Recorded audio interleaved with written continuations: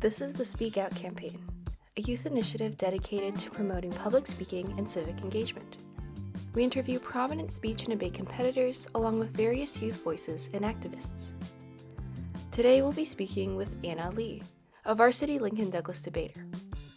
We'll be discussing how to overcome shyness with public speaking, developing impromptu speaking and civic skills, and how to apply debate skills to other areas, including musical initiatives. Hope you enjoyed this episode. Hi Anna, how are you doing? I'm good. How are you? Good. It's late in the afternoon now. I feel like I normally film these in the morning. So yeah, we're pushing through. This is definitely going to be like an energy boost for me. But for everyone else, Anna is an incoming varsity Lincoln Douglas debater who qualified for the 2023 NCFL Grand Nationals in her novice year. She has also consistently broken at locals and national circuit tournaments, as well as placing top 8 interstate this year. Woohoo. In addition to speech and debate, she volunteers with tutoring programs, plays violin in 2 orchestras, conducts small chamber groups, and co-runs a nonprofit musical performance organization. This year, she will be a sophomore at Acton-Boxborough Regional High School in Massachusetts. Can you tell me about how exactly you got started out in speech and debate? Did someone introduce it to you, or did you just stumble across it on your own? So at my middle school, we had a speech and debate club, but it was mostly just public forum. We had a few speech events, but that's where my parents heard about it first. So I didn't join during the school year, but during the summer, my parents found a summer camp for me in Boston, Summit Debate. And after I went there, I tried Lincoln Douglas. And then when I went into high school, we do actually have a team there. So I was like, okay, I'll give it a try. And I really liked it, so I've stuck with it since. Well, that's great. I know a lot of schools, at least the school systems, definitely don't have as much in terms of opportunities for maybe like elementary or middle schools. But once you get to high school, I feel like that's where all the competition starts to ramp up. So I think that's great that you already got that experience early on. And can you tell me what you enjoy most about the activity now that you've done it for a while? I really, really enjoy the aspect of learning that comes with debate because it's intrinsically really scary for someone to have to get up there and present in front of other people, other strangers, something that you might not personally believe in. But I think as I've started being more thorough in my cases and I start to develop a larger birth of research to be able to debate off of, it's been much easier for me to stand up there and talk because I've got knowledge to back me up, and that knowledge is also sometimes really helpful. Like sometimes it's the state of the economy or it's other country affairs, and it's really good knowledge to have. Yeah, that's really nice. And based on what you said with being more developed in what you're saying in your cases and your research. Can you tell me what exactly the Massachusetts circuit looks like, or what kind of resources there are at your school in regards to debate? Because I know it varies a lot from school to school across the US. Right, so I'm not entirely informed on the other states, but I do know that for Acton Boxborough, we recently got a new coach advisor because our last one, Coach Hennessy, has decided to retire. So we're pretty fortunate to have an advisor. She's first year out from Harrison and she's going to college at Wellesley, so that makes her really close by to where we live. She also does LD, or she did LD, so that also makes her a really, really big asset to her team. We meet weekly every Mondays and Fridays.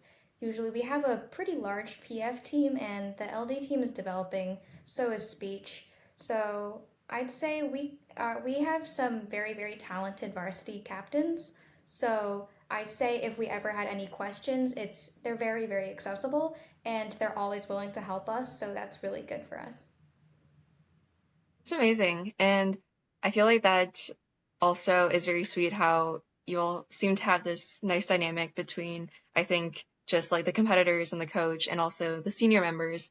And as someone who's on a team who also has someone from college helping us, I sometimes find that it's just easier to talk to them, especially since they've been in our shoes before and understand how debate or even our event works. And on this topic, like, did you have any issues with getting that coach to come to fill in for the one who retired? And do you think there are any improvements that can be made in the debate community in just regards to accessibility and helping students with getting those resources that they need to succeed? Well, it was difficult for us to find a coach initially because we were searching just very locally in our community for perhaps a parent or an older adult. So for a long time, we didn't really know. But over the summer, a couple of our teammates went to camp, and some of those camp counselors, I think, recommended to us someone who was looking for a coach position. I think Facebook groups are also pretty helpful because people talk there a lot, whether it's for hiring judges or certain controversial topics, or simply just for a matter of convenience. Um, yeah. Yeah, that's actually really useful advice. I think, um, like some of the schools in my area, I might actually share that with them just because I think we've really been relying on word of mouth. So maybe branching out to social media is also a really good idea. And can you tell me what kind of ways have you been able to apply what you've learned from debate into maybe your daily or academic or other social lives aspects? Yeah, so apart from the research aspect that I talked about earlier, I think debate, it does a lot of forcing you to think on your feet. Like, for example, in Lincoln Douglas, when I was in my novice year, 4 minutes of prep time was not enough for me to construct my thoughts. And early on, I'd be like furiously writing out every single word to all of my responses. But I think it's been incredibly useful for me to be able to think on my feet because we have a lot of discussions in our school classes too, like English literature, and being able to think something out in your head and be able to deliver it perfectly verbally is an incredible skill, and it's also Yeah, really that's helpful to great. get And people I to, completely listen agree to with you and you pay attention on to what you're that saying. idea of the 4 minute prep time. Since I think that's like a dichotomy that every single debater goes through, where at first you're like, there's too much time to speak, I can't fill it up, and you need more prep time. But now, as maybe more experienced debaters, we're like, there's not enough time to speak. And sometimes I even want to transfer my prep time to even like my constructive time. With how you've been able to apply debate, has that contributed to your political involvement at all? Yes and no. So, um, as someone who lives in my local community where there isn't a lot of political activism happening, at least not physically, I'm not especially exposed to a lot of that. So, most of what I see comes from news from other places, from other states. So, originally, I wasn't too interested in any of these kinds of matters, but since having to research aspects of debate often brings us to talk about how minorities are treated or about how there are a lot of issues that are at the forefront of our community that sometimes we don't even know about, or we simply treat it as something that's not important because, not in my backyard, not my problem. So I think it's been eye-opening for me. I started thinking about it more and thinking about how sometimes our thought processes is what makes this kind of inequality Yeah, that's a worse. great response. So And I'd like when you to are I'd like trying to work on that to in the learn future. more about those topics that maybe you don't have a lot of background about, can you walk me through what your process is? How do you start out by trying to tackle this entire resolution when maybe you've never even heard of what we're about to debate? So I typically look at, if we're looking at the resolution, and I look at the state of the country first, as in what kind of turmoil that it's in at first, because some of the biggest reasons why we should or shouldn't do a resolution has to do with whatever is happening within the country. So oftentimes that leads up to a lot of human rights issues and a lot of environmental issues. And since usually those are both really, really important reasons for one case or another case, I think doing that kind of research or just reading those news articles is how I begin to think about these issues. And then I'll try and look to opinions or like educated professors' Got it. thoughts, and then I begin And to develop an how do you even larger think opinion through that. having all of this background knowledge and this experience now with debate, how has that affected your ability to communicate with others? Because I know you mentioned earlier how it's really helped you think on your feet. Has it changed at all the way you talk, speak, or even convey your ideas, maybe rhetorically or in another way? Yeah, for sure. So before I joined speech and debate, or really during the first half of my novice year, I was this very, very introverted, shy kid who would instantly turn bright red if I made a single mistake in public. So that would come out hilariously at my first few debate rounds. I remember once asking the wrong cross-ex questions that I'd prepped, and not even the judge or the opponent realized, but I realized, and I was like, "Oh crap, I'm gonna lose." And then I guess as for how it's helped, I think it's helped me feel like I should be able to have an open mind and I should be able to in turn voice those opinions because sometimes people don't want to talk about their opinions because they don't necessarily think they matter. And also, I've learned a lot about how there are definitely like the world is not just, for example, my school or it's not my state. So all the opinions and the beliefs that I have come from solely this one place. So it doesn't Yeah, essentially define definitely. me And or my just country or on the that rest little of the anecdote world. you had about within rounds, um, I can completely relate to that as well. I feel like we are always our own worst critic, and sometimes you just really pray that the judge didn't catch it and that they never mention it in their ballot. Um, but along the lines of having those anecdotes, For can sure. you give me any specific stories from just your debating journey and whether that relates to how you've grown through this activity or even just any funny anecdotes that you have?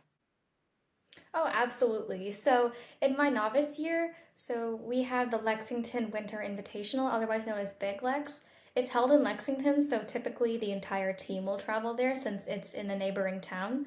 So, that was my first NatCerc tourney, and it was a huge experience because at that time, the novices, this was, I think, our first like Jan Feb topic. So it was the first one where we had to actually throw ourselves into because we'd just come out of the civil disobedience novice topic. So what we didn't realize initially was how prepared other schools would come and how far they would go to secure the win. And that happened to me once, I think, third or fourth round at Big Lex. I had this really, really, really good debater. They had excellent skills, excellent rhetoric, and excellent arguments, but I was just so floored by the way that they would pose some of their cross-ex questions and the way that they would sometimes raise their voice when they spoke. And I was pretty traumatized on the spot, and I couldn't even form words for my next speech because I was crying so much. Like the level of intimidation, because I think this debater was formerly like a varsity policy debater before switching to Lincoln Douglas. So I was absolutely not prepared for what happened. And I think it was really funny. I think it is really funny now, but at the time it was so bad that we had to stop the round right before my cross-ex time. And the judge had to personally bring me out of Aw. the library where we were debating and then personally hand deliver me to my captain. Oh my Because gosh, I'm it was sorry just that so happened to you, terrifying. The but opponent I was mean, absolutely that's always clueless. something you can look back at and be like, hey, I went through that. I can tackle anything now. Because I mean, my team ourselves, we've had our fair share of just crazy tournament stories, Absolutely. whether it's like a bathroom literally exploding and getting water everywhere, or yeah, like spilling water on your laptop or spilling water down. Okay, a lot of these actually relate to water for some reason. I'm not sure why. But yeah, be careful of water at tournaments. I think that's a lesson to learn here, whether it's physical or tears. But you know, just from what I've seen, you definitely become a formidable debater, and just with that journey of going from novice to now varsity, can you tell me what was it like trying to, I guess, bridge those gaps between the different levels of debate that you'll experience and the different topics that you'll see? I think one of the most important bridges between novice and varsity is first considering how far in depth you want to continue with your debate career, and that involves how much time and effort you're willing to put into your research and your cases. So I definitely experienced that kind of time increase during this year. Last week I was prepping for UKSO, and that would involve me running on 5 hours of sleep because I had to finish my cases. And also, because of being a procrastinating high schooler, I had to do it at late night during the week of. So I think time management is hugely important, and you've got to figure out where your priorities Definitely. are and how you can And achieve the I think best a lot of outcome times it without just taking the boils most down away. to how can I work smarter instead of working harder?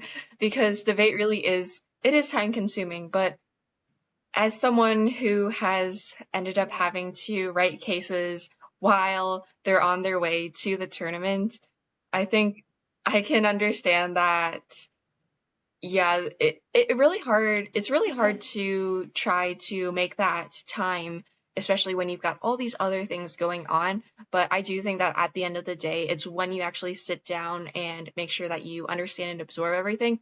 That's when I've seen results for myself personally. Has it been the same way for you? Yes, I really have to get myself grounded. I'll put on like a little light, non distracting music, and I'll close all my tabs except for my case docs and the Mhm. news Yeah, and articles, that's the and I'll hardest part, just isn't it? go for Closing it. all the other tabs. There really is no That's other the way hardest to part for do me. it.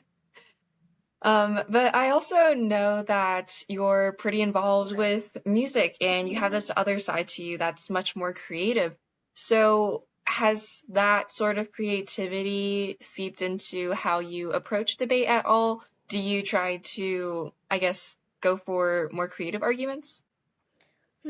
So I would find myself more of a stock argument person, at least so far, because usually we're taught that lay appeal has to appeal personally to our judges, and since our judges are parents, we try to look for arguments that they might resonate with the most. For example, the economy, or just politics that they might be aware of.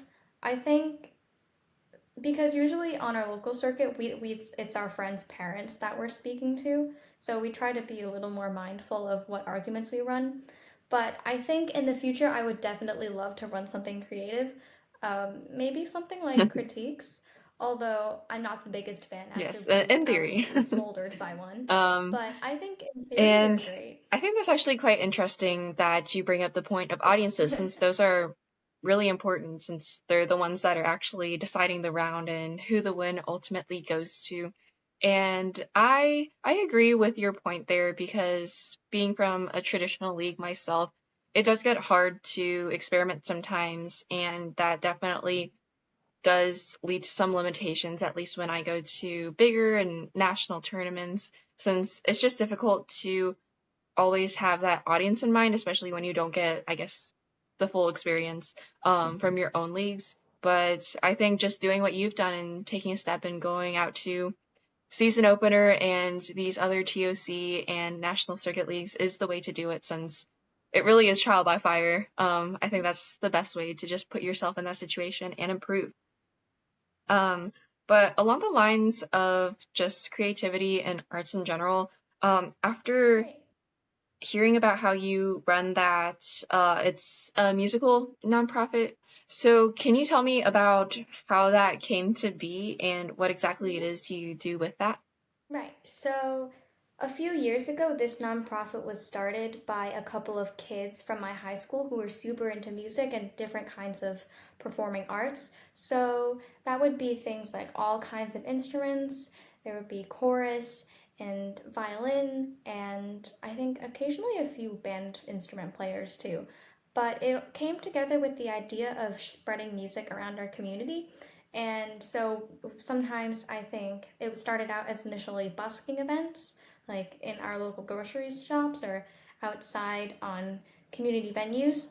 And then eventually it became bigger performances, such as actively reaching out to the community and inviting them to come sign up their kids or watch other people perform. And I think about 2 years ago, I was recommended to apply for it. So that's what I did. And it's really eye opening just Not because of only the fact that we get to perform for our community, but also the fact that how much organizational work is involved. Recently, we had a performance at one of our local senior centers, and I think it's really what the goal of the nonprofit is. It's to bring music to people who might not access it as easily, whether that's seniors or little kids. And I That's really think every sweet. year we just And strive to I make like it how more you have accessible and that easier for really everyone. community minded approach to it where you're trying to help those that probably wouldn't get that exposure anyway, since as a musician myself, I think it's really important. And I know that a lot of people can just relate to music in general. It's a really great connector. So that's really nice to see that you've carried that idea throughout both your debate and musical journey.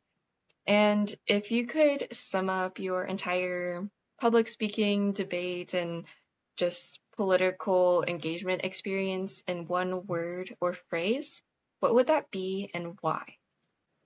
Well, I don't want to say eye-opening again for the third time, but I think maybe something similar would be opening minds.